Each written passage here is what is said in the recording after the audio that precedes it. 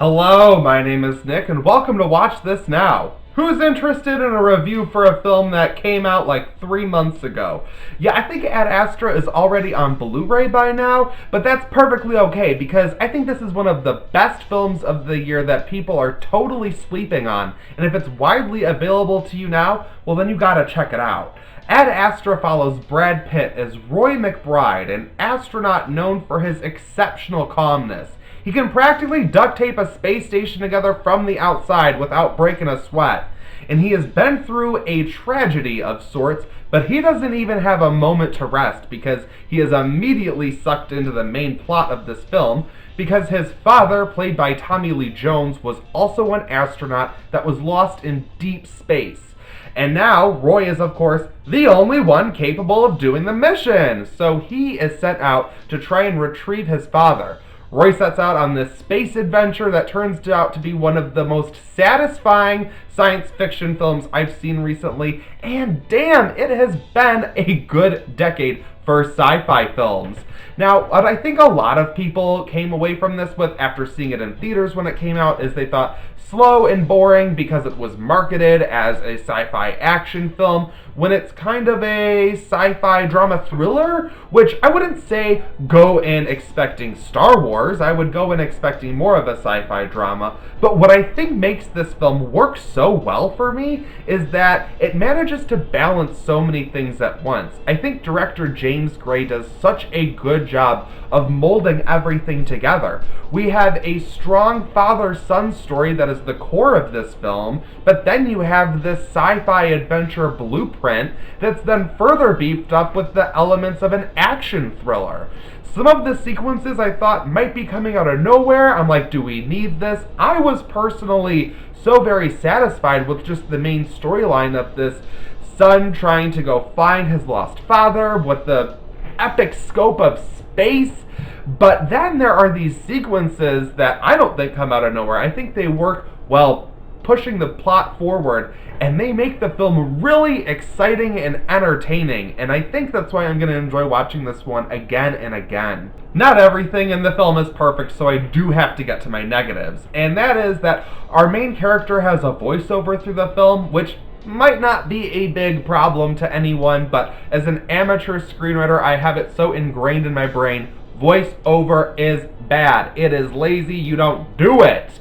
And I kind of gave it a pass at first, but then we reach a point where the voiceover is used to ask the audience a question as if they aren't fully on board and paying attention and figuring things out for themselves, and I just don't really care for a movie talking down to me, which I don't think a lot of audience members like. It's like, I see what you're doing, and it's having the opposite effect here.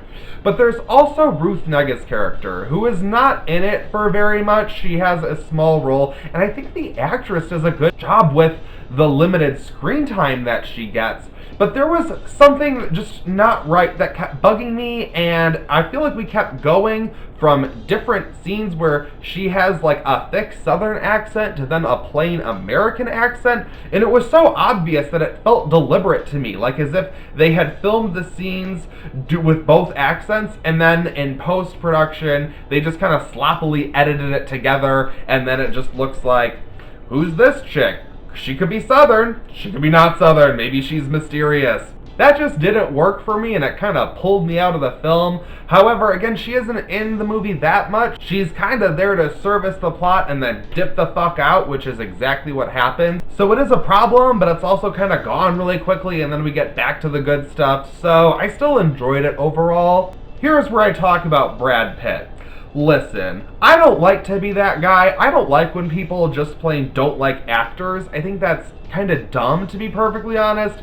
Actors, they're supposed to go embody other people. They're not supposed to be people that you want to see on the covers of magazines. I don't think that's what acting is about. Acting is about acting, not being a movie star. But I have to admit, I've never liked Brad Pitt. I don't know, I just don't like Brad Pitt. However, 2019 is totally his year because he won me over with his performance in Once Upon a Time in Hollywood. I actually really didn't like his character, but I thought Pitt did such a good job. I was like, damn, okay, you are talented, I get it, keep doing your thing. And then boom, Ad Astra comes out, and I have to say, I think he gives a great performance here. I think he's very underrated, actually, because he's incredibly subtle in this film. Yet he's still doing exactly what needs to be done, just on this just this good level, just like that, just such a good level. Ad Astra is a tricky one for me because there are parts of the film that I think just shouldn't work. There are things that I wish were done just a little bit better, but overall, this has sat so well with me. In the film, oh my god, it is just so beautiful. If you just plain like cinema, and especially if you like space movies, the visuals here. Again, I don't want to talk about it because I already think the trailers did enough, but that sequence on the moon, oh, whoa, whoa, whoa, whoa, whoa. It's why I want a movie theater in my home, because I want to watch these movies on the big screen all the time. I wish I saw this a couple times in theaters. I'm kind of bummed I didn't, and I'm also kind of bummed I didn't get around to reviewing this way earlier, because I wrote this review like seriously 3 months ago. But you know what? Whatever. It's now time for everyone to enjoy Ad Astra, since no one wanted to see it in theaters anyway, because it didn't do well at the box office.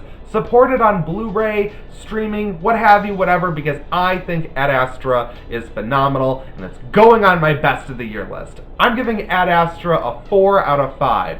I think it could slip to a 3.5 out of 5. It might.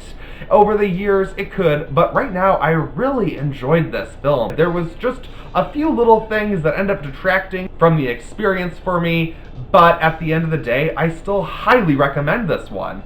What did you guys think of Ad Astra? What do you think about this movie? I know it's a kind of a weird one, actually, but I really like it. Let me know in the comments below what your thoughts are on the film, and what are your favorite sci-fi films from this last decade. Man, we're coming to the end of the 2010s. I've got a whole lot of stuff to talk about when it comes to wrapping up a decade, and also starting a new one. So subscribe to watch this now. Be on the lookout for future videos, and I'll see you then.